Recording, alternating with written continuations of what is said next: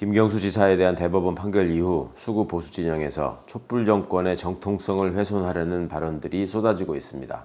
자신들의 악행을 잊고 이제 와서 다시 대선 불복을 염두하는 것은 아닌지 아연할 뿐입니다. 2017년 대선은 상상을 초월한 국정농단에 따른 박근혜 전 대통령의 탄핵과 광장을 뒤덮은 촛불의 염원에 따른 자랑스러운 민주주의의 성과였습니다. 이러한 사실을 벌써 잊었는지 심지어 2012년 이명박 정부가 국정원과 국군 사이버사령부를 동원해 대선에 개입한 사건과 드루킹에 의한 김 지사 사건을 동일선상에 놓는 주장까지 서슴지 않고 있습니다. 정부가 정치적 중립을 생명으로 하는 국가 권력기관을 동원해 선거에 개입하고 여론을 조작한 사건이 어떻게 김 지사의 경우와 비교될 수 있다는 것인지 황당할 뿐입니다. 하물며 과거 댓글 공작 수사의 책임자였다는 사람이 오로지 정략에만 의거하여 문재인 정부의 정통성을 운운하는 발언을 하는 것에 경악합니다. 홍준표 의원의 지적처럼 최소한의 도리조차 저버리는 수준으로 어떻게 국민의 마음을 얻겠다는 것인지 참으로 기가 막힐 따름입니다. 추락하는 것은 날개가 있다는 말을 떠올립니다. 과연 그 날개가 꺾인 이유를 고민하고나 있는지 궁금할 뿐입니다. 19일 청와대는 도쿄올림픽 기간 동안 문재인 대통령이 방일하지 않기로 공식 발표했습니다. 마땅하고 옳은 결정입니다. 정상회담을 통해 한일 관계의 발전적 회복을 모색하려는 우리 대통령의 진심에 대하여 스가 총리는 끝내 일방적이고 무성의한 태도로 일관하다 협상 막판에 이르러 일개 공사의 막말로 커다란 외교적 결례를 범했을 뿐입니다. 도쿄올림픽 개막을 하루 앞둔 22일에도 유네스코 세계유산위원회가 군함도를 두고 일본의 역사 왜곡을 지적하는 내용의 결정문을 채택한 사실은 의미심장합니다. 군함도를 세계유산으로 등재할 당시 일본 정부가 조선인 강제노동의 역사를 제대로 알리겠다고 약속해놓고 지키지 않았다는 것이 주된 이유였습니다. 이와 관련해서도 스가 정권은 약속을 성실하게 이행해왔다는 억지 주장으로 일관할 뿐입니다. 역사를 부정하면 결국 냉엄한 역사적 평가를 받게 됩니다.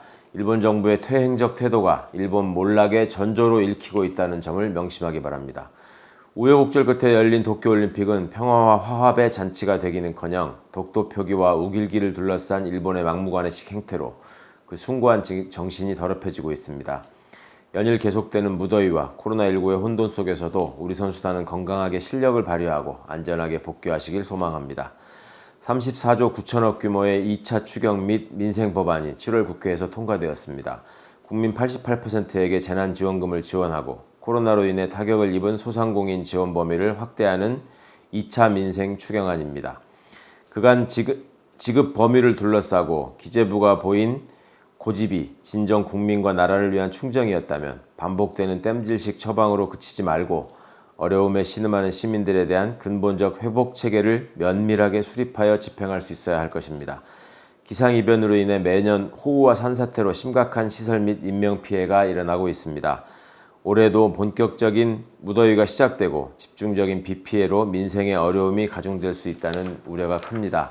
정부는 7월 22일 기록적인 호우로 심각한 피해를 입은 전남 3개군과 4개읍을 특별재난지역으로 지정했습니다.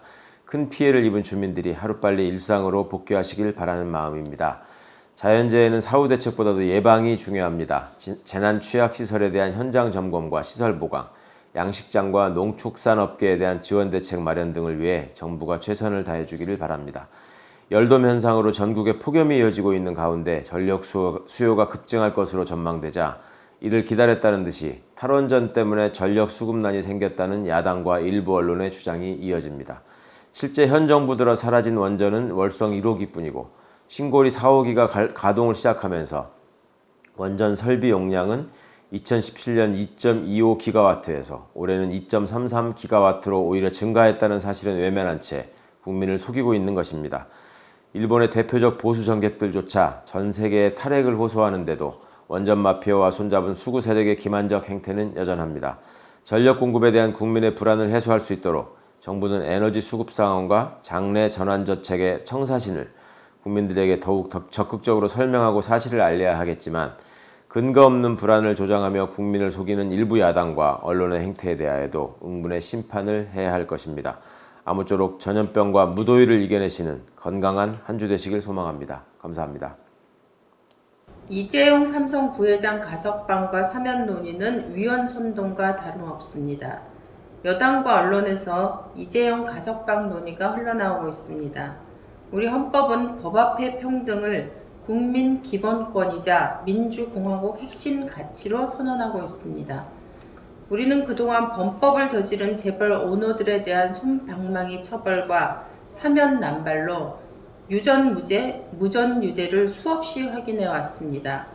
이는 사법 정의를 무력화시키는 것이며 민주공화국의 기초를 와해하는 것입니다.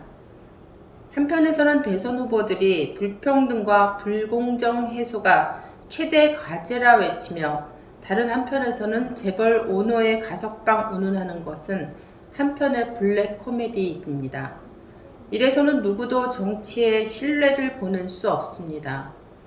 권력이 돈을 쫓아가는 사회에서 정의가 설 자리는 없기 때문입니다. 이재용 가석방이나 8.15 사면이 더 이상 정치권에서 언급되는 일은 없어야 합니다. 국민대의 김건희 씨 논문에 대한 철저한 조사를 촉구합니다. 국민대의 부실 학위 논문으로 문제가 된 김건희 씨 박사 학위 논문 처리에 대한 입장이 언론을 통해 전해졌습니다. 한 달 안에 끝내야 하는 예비조사 이후 이루어지는 본 조사가 시한이 명시되지 않았다는 이유로 대선 전에는 발표할 수 있을 것이라는 식의 애매한 입장을 취하고 있습니다. 야권 1위 대선 후보 윤석열의 부인은 야권 1위 영부인 후보입니다. 국민 관심이 높을 수밖에 없고 후보에 대한 검증만큼 그 부인에 대한 검증도 철저하게 이루어져야 합니다. 국민대는 국민대 박사들의 명예를 더 이상 실추시키지 않기 위해서만이 아니라 전 국민의 관심 대상이 되고 있는 김건희 씨 학위 논문에 대해 철저하고 신속한 조사로 유권자 국민의 알 권리에 응답해야 할 것입니다.